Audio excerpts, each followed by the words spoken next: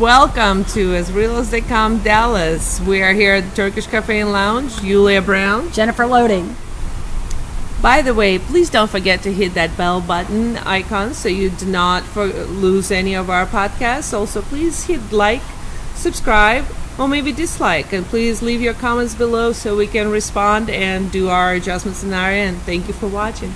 And we are usually, as you guys already know, we have our star guests on our show, but today we have a star of our own, and she will talk about this beautiful book.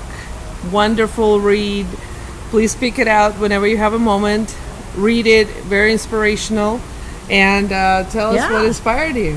Okay. So this book is basically my journey. 8 years ago, I was diagnosed with a rare nerve condition that affects the nerves in my face. I basically walked into a dental office in January of 2012 and came out 5 months later. I was diagnosed with this condition. And they actually call it a suicide disease because it's extremely painful, and because I had an atypical case of it. Normal cases of this condition is a compression of a nerve in the back of the head or somewhere in the line. There'll be some kind of compression and they can go in and do surgery. But because I had an atypical case, an MRI wasn't going to show anything. Mine was caused by trauma. And so the only way that they could relieve the symptoms was to give me medication. And so I was on things like opiates and muscle relaxers and anti-seizure medication. I was on all of this different kind of, I call it like an elixir of drugs. And so it affected my life for the better part of 4 years. I was in and out of the hospital. I was in and out of doctors. I always talk about how I was trying to operate a business at that time, and my 3 children were 16, 12, and 8. And so I was trying to be a mom, run them to activities, and operate a business. And I was pretty much high most of the time. I was on drugs, and so I was pretty much operating as a crazy woman. And so what happened is in December of 2015, everything kind of came to a head. I walked into what would be my final doctor's appointment. By this time, they had taken my gallbladder out because I was so sick from all the medication. I had lost like 20 pounds over one summer. And when I walked in, the PA came into the room and she said, "Jennifer, you are a conundrum. We don't know what to do with you." And so I was just heartbroken. I had spent almost 4 years dealing with this, and we were no better off today than we were 4 years ago when this started. And so I went on a personal crusade to heal myself. I went on this whole journey, and I started working with holistic practitioners, doing research, really looking into things, and started making connections with food. And partly because I didn't really see another alternative. The medicine wasn't fixing it, and so I knew that medicine wasn't going to be my answer. And so I really had to get good at looking into other things. And so I did food logs and just started really honing in on things, and I ended up changing my diet up. I did a ketogenic diet for 22 months, was able to get off all 6 of my medications, put the nerve pain into remission, and as of today, I'm still pain-free and medicine-free.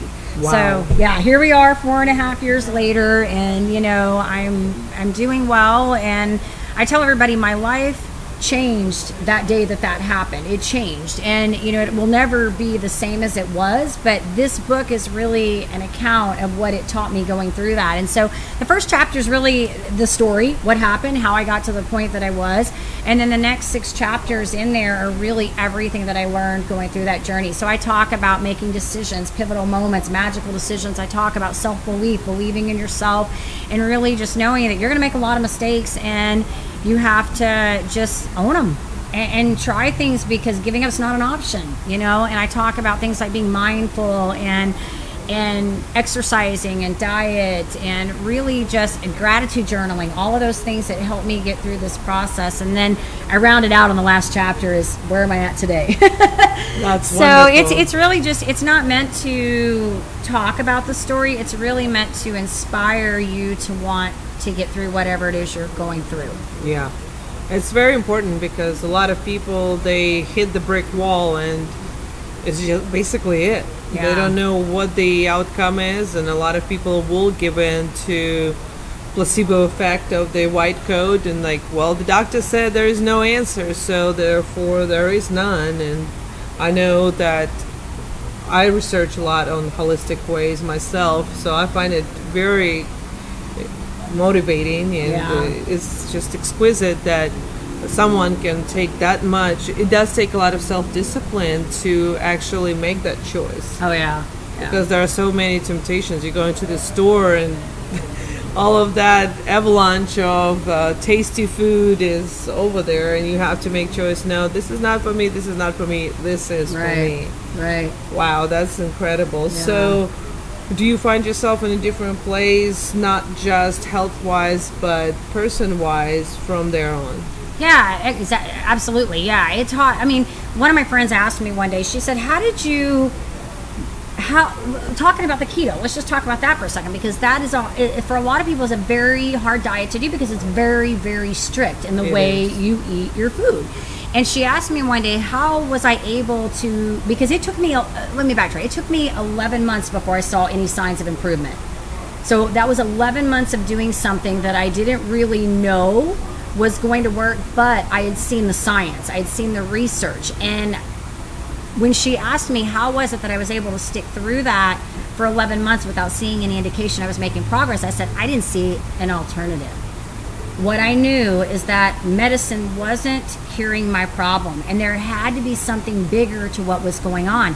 And I talk about this in the book. There was a point where I had gone into this holistic practitioner, and he said to me, what was going on in your life at the time that this happened? And I took a back seat, and I was angry, because I was like, okay, I went into the dentist, and the dentist caused dental trauma, and that's all I know.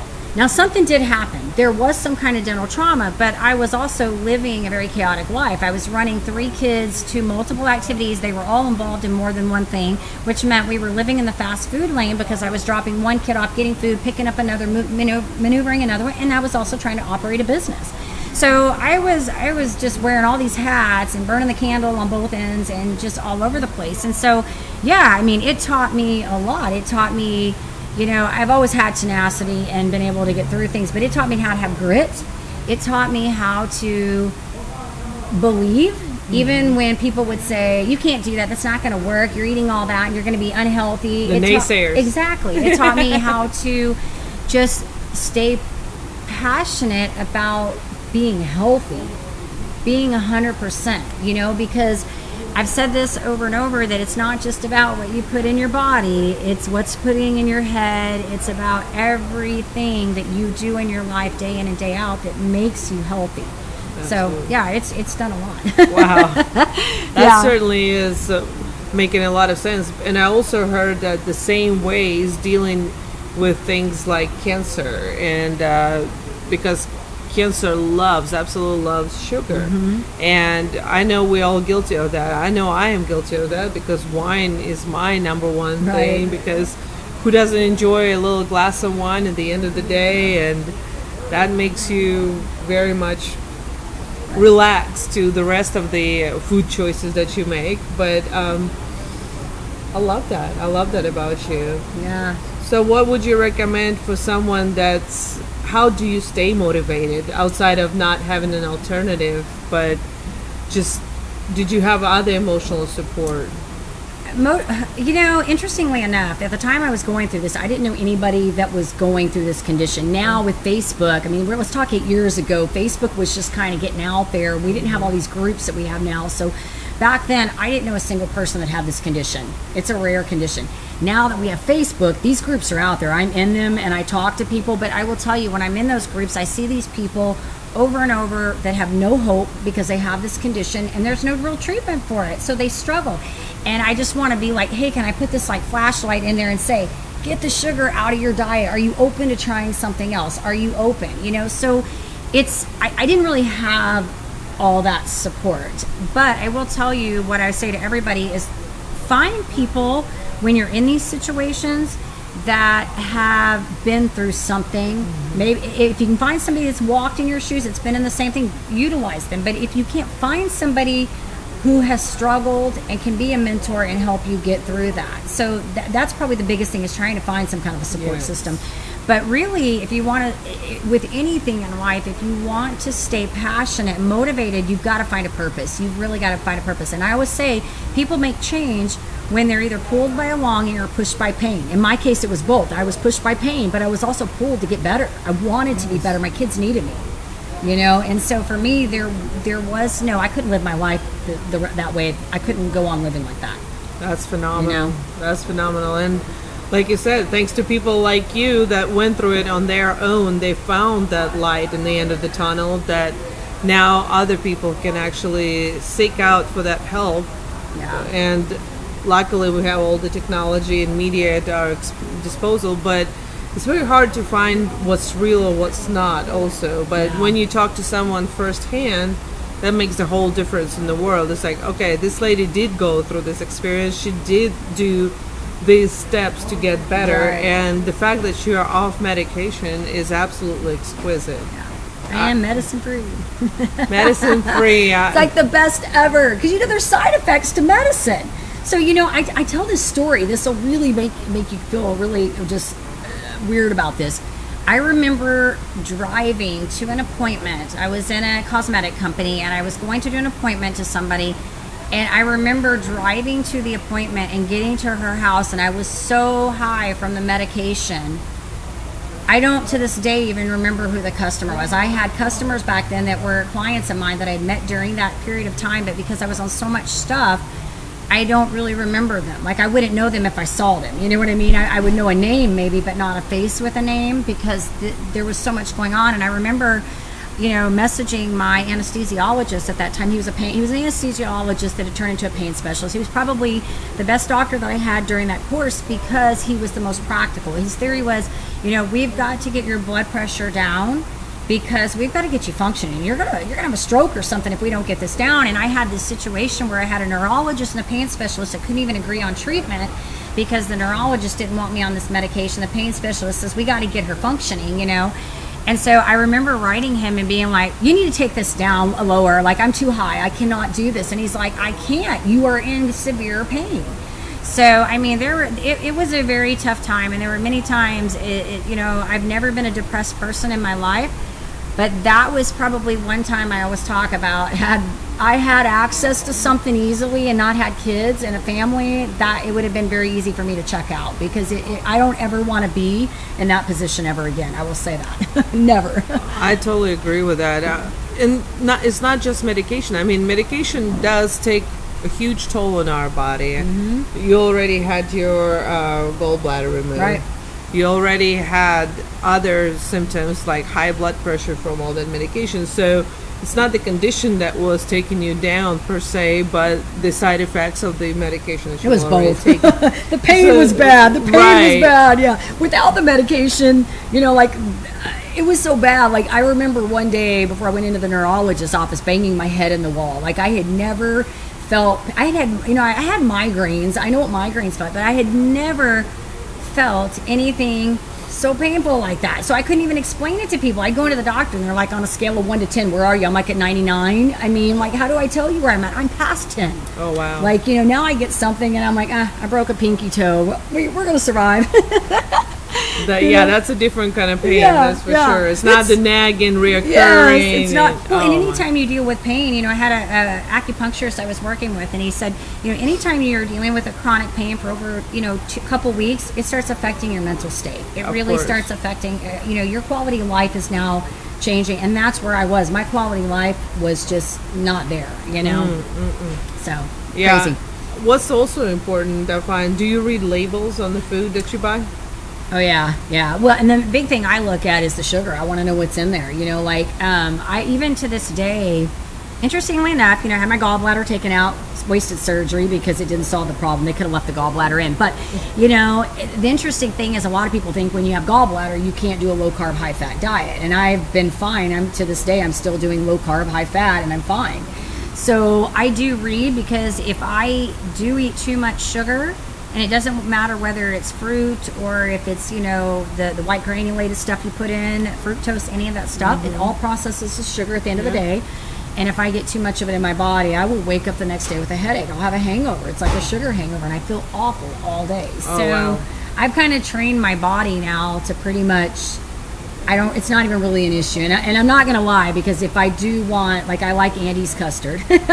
We all know that I like Andy's custard. If I want that, I'm going to eat it, but I do pay for it the next day. I don't feel very well. So, Well, your body did adapt to the healthy ways. yeah. A lot of people have controversy with the keto as far as kidney problems or any other issues, cholesterol. Do you have any of those issues? No, and the thing with cholesterol, there's a lot of misconceptions. I'm not a doctor, so I do want to first and foremost say that I'm not a doctor. Absolutely. But I did work with a nutritionist. She was on my other podcast, Starter Girls, Maria Emmerich. She is phenomenal on the keto, the whole keto diet. She coaches people, but she's also been on several podcasts. And I also have an athlete on my show that is a low carber. He does a cycling type low carb diet, and we talked about that on there. But the thing with cholesterol, there's so many misconceptions with that because we need cholesterol. We really need it in our bodies. We do. And one of the interesting things when I first started keto, I remember one of the doctors I went to had gotten my blood report, and this was probably within the first 6 months of me being on keto. She wrote an email to me and said, we're going to have to redo your blood work in 6 months, and if it's still high, we're going to have you diet and exercise. And what was so interesting is at that time, I was also a marathon runner. Oh, wow. So I was exercising and I was doing keto. And I'm like, you know what? I'm going to go get my blood work done. So I went to a lab, had my cholesterol actually checked, came back, and, they look at that total overall number. What they don't take into account is what type of cholesterol is it? Do you have fluffy or do you have dense cholesterol? Because that makes a difference. High density, low density. It makes a difference in the Huge cholesterol. And of difference. course, guess what? Mine came back that I had high fluffy, which is the good cholesterol. Yeah. My numbers were perfect. I was like a 0.01 risk of ever getting, having trouble with heart or diabetes, any of that. Perfect. And so I was like, you know what? You just stick to your thing and I'll stick to mine. It's all good. It's Have all good. that, sir. It's all good. It's all good. Yeah. That's so wonderful. there's a lot of misconceptions with it, and it's not meant for everybody. And I do tell people that my case, it's what I needed to do. Yeah. It's what I needed to do. What I was doing wasn't working. I had gone gluten-free, I had done dairy-free, soy-free, I had done all the things that the doctor said to do. And at that time, the gastroenterologist that I was working with was kind of the bridge that introduced me to some of this other thinking, as far as food goes. And then I took what he kind of put out there and started really investigating on it and came up with my own conclusions. So interestingly, now he's actually, he's still a practicing gastroenterologist, but he talks about paleo now. Wow. So, yeah. So now he's helping more people instead of just pushing in the dark, trying to figure out what works. He actually can say, well, this actually did work for my patient. Yeah. That's wonderful. A lot of interesting stuff out there with food. And how does it affect your energy? I actually feel better. Interestingly enough, I don't do keto every single day. I do low carb every day, and there are some days that I eat pretty low that it is keto. Like it might, because I eat bacon and eggs for breakfast every single day. Every day, bacon and eggs. Occasionally, I might make pancakes to put in there, but they're low carb. But there are some days that, I may go 4 or 5 days and I do keto every day. And then I may decide, today I'm going to have a little ice cream, like I'm going to splurge. But I actually feel better. My energy is much better when I keep the sugar low. Because like I said, I don't wake up with a headache and then have that like toxicity overload. So you have to go through, for people starting out on low carb, you have to detox. And there is that period of time where you probably will feel sluggish for a little while. But typically after you get past that, you become fat adapted. You actually your brain starts operating better. You have, I have more clarity. I sleep really good. Like when I go to bed, I'm out. I don't have all that, let me lay there, for 30 minutes before I pass out, I'm out. So yeah, your energy and clarity and all that. So with your book, where can people find it? On Amazon. You can actually find it 2 ways. You can go to Amazon. There it is. Or you can go to my site at jenniferloading.com, which is Jennifer with 2 N's, and then loading is LOEHD as in dog, ING.com. It's on there too. And you are having a book release coming up also. Well, I hope so, yes, after we get through quarantine. We released it once. We released it, when it first came out. But at the time, I was also launching my podcast. And so we had so much going on between the two things going on that the podcast sort of took precedence. And so before the quarantine happened, yes, I was in the process of doing another relaunch. And so we will, hopefully, once this, passes a little bit, get something back out there. Wow, how awesome is that? And I really do recommend that people that do have a huge prescription list on their table, go ahead and research on your food choices, because we all looking into that magical tablet number 6, but the thing is, there is none. So with that said, you just have to take matters in your own hands and see what works for you, because I do have friends that suffer with severe pain and it just hits them in waves. Sometimes they're in constant pain, or they get a little bit of relief and then it happens again. But if you're not doing anything to change your lifestyle, chances are things will not get better. It doesn't just magically gonna happen. We're not cars that you get tune up and then things just start working a little different. It's funny that you say cars, because I always talk about, you wouldn't put diesel in a car that takes gasoline. So I don't know why we never make the association that the food we eat plays a role in our health. Like, we know this, but we don't know this. Do you know what I mean? Like, we know it does this, but we do nothing about it. It's like my husband. He's a huge skeptic because there's a huge stigma around organic foods or clean foods. And him and I went to the store one time and he was speaking to me. He's like, look at my chicken. My chicken is bigger than yours. I'm like, read the ingredients on your chicken. He's like, well, I'm like, it should be nothing but chicken in your chicken. You kind of just want chicken, right? We just kind of want the meat. Chicken. Yeah. I buy my peanut butter like that. I'm like, I have to look on the back and I'm like, is there any oil in the peanut butter? I don't want oil. I just want peanuts. I eat peanut butter by the spoon. And that's not, I will say that is not necessarily a keto approved food, because it's just not a keto approved food, but it is low carb. And so I do, peanut butter is like one of my candy. I love cashew butter. I like that too. And that is actually keto approved. I do love cashew butter. Really? You see that? Yeah. Intuitive.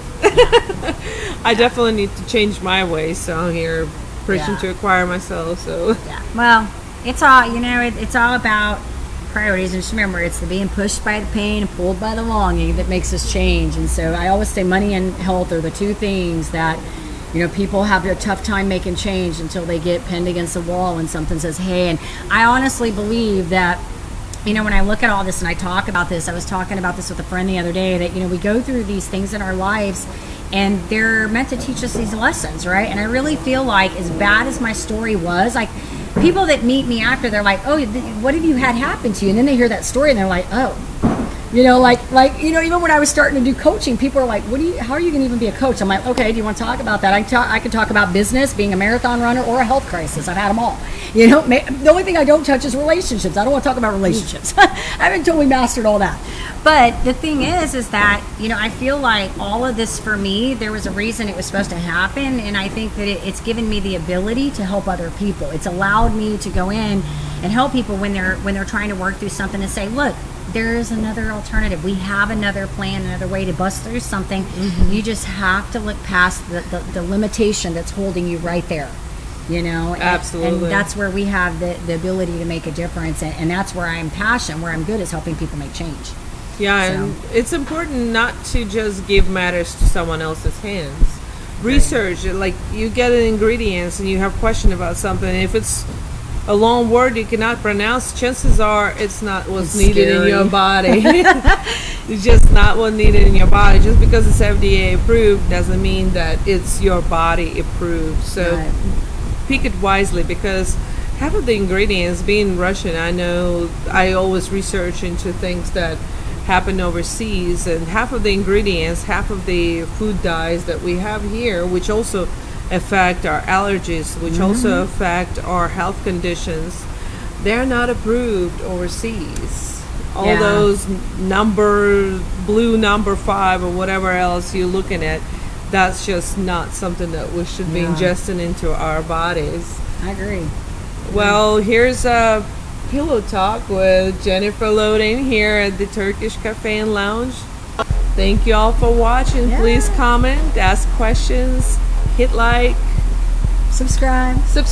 We like those too. Little bell button over there on the bottom, so we'll be more than happy to be here for you. Stay healthy, stay safe. We all love you. Bye-bye. Bye.